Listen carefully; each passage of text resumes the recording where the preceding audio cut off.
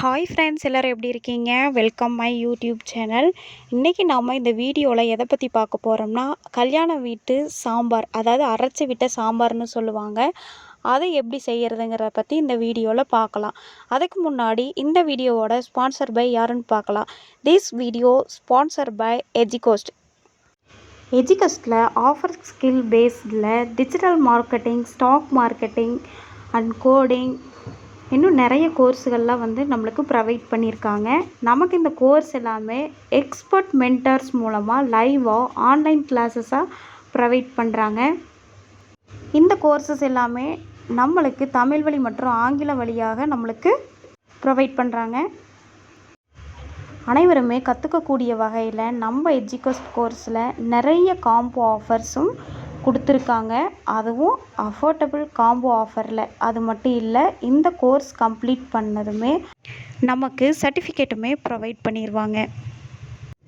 நீங்களும் எஜிகோஸ்ட்டில் கோர்ஸ் எடுத்து ஜாயின் பண்ணி லேர்ன் பண்ணணுன்னு ஆசைப்பட்றீங்களா? அப்புறம் என்னங்க, சீக்கிரம் டிலே பண்ணாமல் ஜாயின் பண்ணுங்கள். இந்த வீடியோவோட டிஸ்கிரிப்ஷனில் நான் லிங்க் கொடுக்குறேன். அந்த லிங்க்கை பயன்படுத்தி நீங்கள் ஜாயின் பண்ணிக்கோங்க. The struggle to find courses that truly speak your language, it's finally over.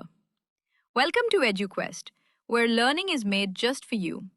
At EduQuest, we bring you a wide range of online courses, from career building programs to skill boosting masterclasses, all in your regional language. Because we believe language should never be a barrier to success. Our courses are tailor-made after understanding what today's learners really need. So why wait? Start learning the smarter, simpler way only with EduQuest.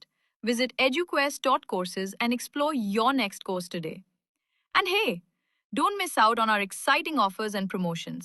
வாங்க வீடியோஸ்குள்ளே போகலாம். அரைச்சி விட்ட கல்யாண சாம்பார் எப்படி செய்கிறங்கிறத பார்க்கலாம். நம்ம காய்கறி எல்லாம் எடுத்து நல்லா கழுவி கட் பண்ணி ரெடியாக வச்சாச்சு. அதுக்கப்புறம் பார்த்தோன்னா துவரம்பருப்பு எடுத்து தண்ணியில் போட்டு நல்லா வேகிறதுக்கு வச்சாச்சுங்க. 2 எலுமிச்சம்பழம் சைஸ் அளவு புளியை ஊற வச்சாச்சு. அதுக்கப்புறம் பருப்பு நல்லா ஒரு ½ பாயில் வெந்துருச்சு.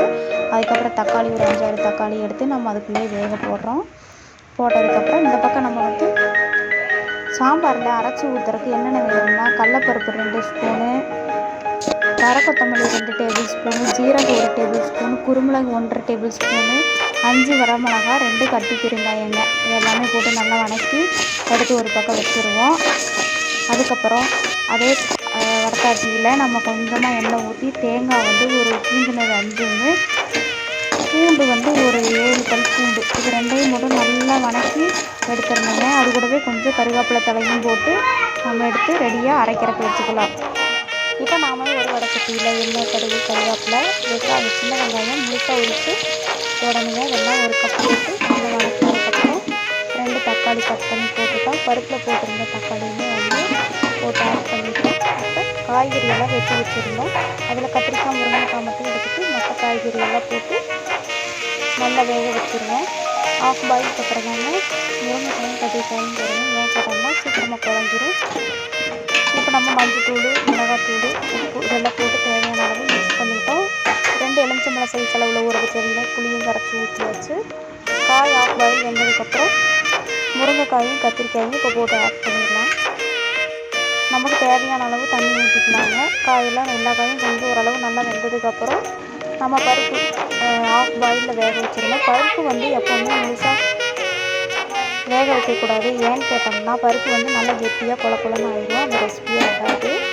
இப்போ பருப்பு எடுத்து ஊற்றி தேவையான அளவு தண்ணி எல்லாம் ஊற்றி மிக்ஸ் பண்ணி வச்சு அதுக்கப்புறம் ஒரு தாளிப்பு கொடுத்துடலாம். இன்னும் கடுகு, கருவேப்பிலை, சின்ன வெங்காயம் நல்லா வெந்ததுக்கப்புறம் நம்ம எடுத்து ரெடியான சாம்பாரில் போட்டு மிக்ஸ் பண்ணிடலாம். அவ்வளோதாங்க, ஈஸியான அரைச்சி விட்ட கல்யாண சாம்பார் ரெடிங்க. எப்படி இருக்குன்னு பார்த்துட்டு கமெண்ட்டில் சொல்லுங்கள். மறக்காமல் நம்ம சேனலை சப்ஸ்கிரைப் பண்ணுங்கள். தேங்க்யூ. தேங்க்ஸ் ஃபார் வாட்சிங் வீடியோஸ்.